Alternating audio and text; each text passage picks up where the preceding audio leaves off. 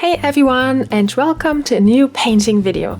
Today I'm going to paint an ancient goddess from Celtic mythology, and I'm going to tell you her mysterious and obscure story. But before we begin, I would like to thank Peter's art store in Berlin, who kindly provided me with a bunch of new art supplies and this new kind of portrait canvas that I am painting on today. They sell a variety of unusual art materials that you don't find in regular art stores, so if you want to try out something new, go check them out. You can find more info in the video description. Also, you can find a list of all other materials that I'm using for this painting in the video description as well. So, the character that I am painting today is the Morrigan, a powerful goddess from the Tuatha de Danann, a race of supernatural beings and gods in Celtic mythology. Morrigan is kind of a war goddess who foretells doom or victory in a battle, and she also has the ability to shapeshift into anything she wants, but mostly she chooses a blackbird. Her name means Great Queen or Phantom Queen. The earliest sources in which the Morrigan appears are in Latin manuscripts from the 9th century, but the language that was used in these manuscripts was Old Irish, which is even older and dates back to the 7th or even the 6th century. So these stories are really old and very bizarre, to be honest. So the first story is about a failed theory attempt. Because you know gods, they are always up to no good. Okay, let's begin. So Morrigan, the war goddess, sneaks into private property because for some reason she wants to steal a calf. But unfortunate for her, this particular calf belonged to no one lesser than 17-year-old demigod warrior Morrigan. And he wasn't having that at all. So, of course, he notices what's going on and immediately attacks the intruder. And Morrigan, who was trained in various martial arts, one of them being a deadly spear that is thrown by his foot, must be very intimidating for the goddess. So before he could attack Morrigan, she quickly shapeshifts into a black crow and flies to a nearby tree.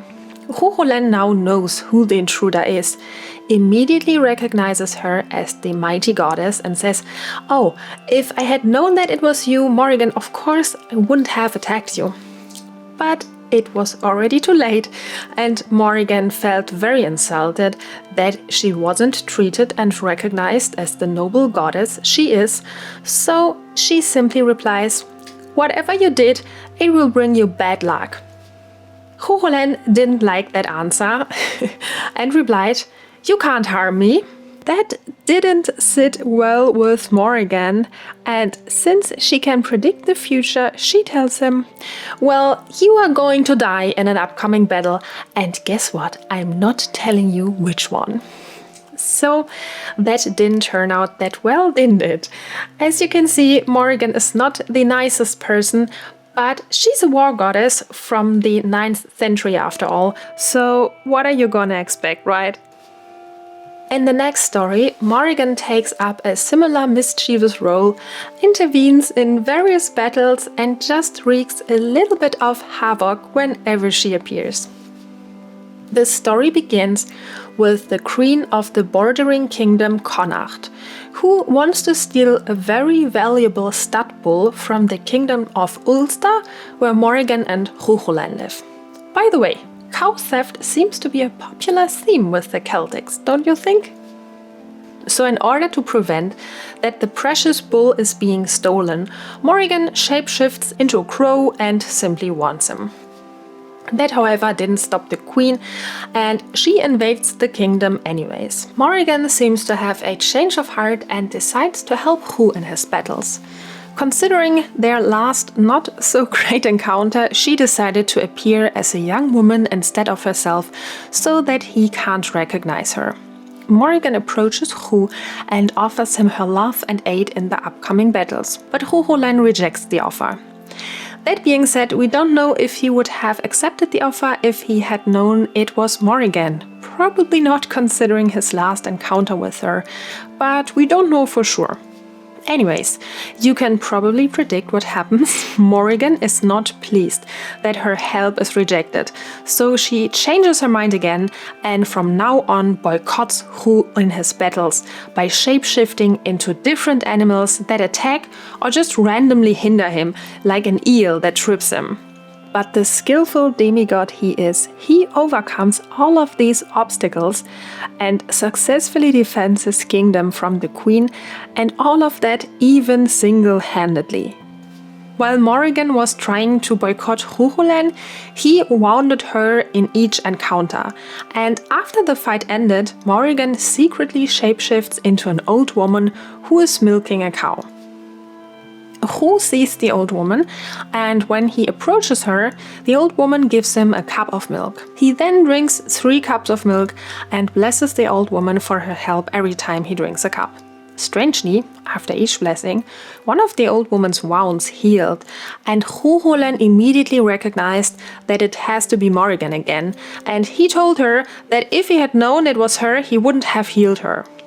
So, these folks are not getting along well, as you can see. Morrigan then repeats her prophecy that Huhulan will die in the next battle, and that unfortunately turned out to be true. To make it worse, she appears as the bad omen before his next battle, and then when he finally dies, she flies on his shoulder as a raven to show everybody that in fact he is now finally dead.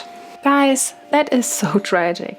If these two had communicated just a little bit better and a bit more mature, I'm sure everything would have turned out great for them. This way, it's just really frustrating. Anyways, let's move on with the next story. So, in another story, Morrigan plays a strangely, extremely powerful role. In the stories of the mythological cycle, she has a tryst with the druid god Dagda before an upcoming battle. The battle is set against the other supernatural god race called Fomorians. The Fomorians are portrayed as scary monsters who live beneath the earth and under the sea. Morrigan and the other gods belong to the Tuatha De Danann, who represent life and nature and aren't the natural enemies to the Fomorians. Morrigan appears to the druid god, washing herself naked in a river, and after they made love, she promised him to cast a deadly spell over the Fomorian king that will take the blood out of his heart and the kidneys of his velour, whatever that may mean. Later she takes his blood and placed it into the same river. We don't know for sure if her spell was effective, because the Fomorian king was actually killed by another god.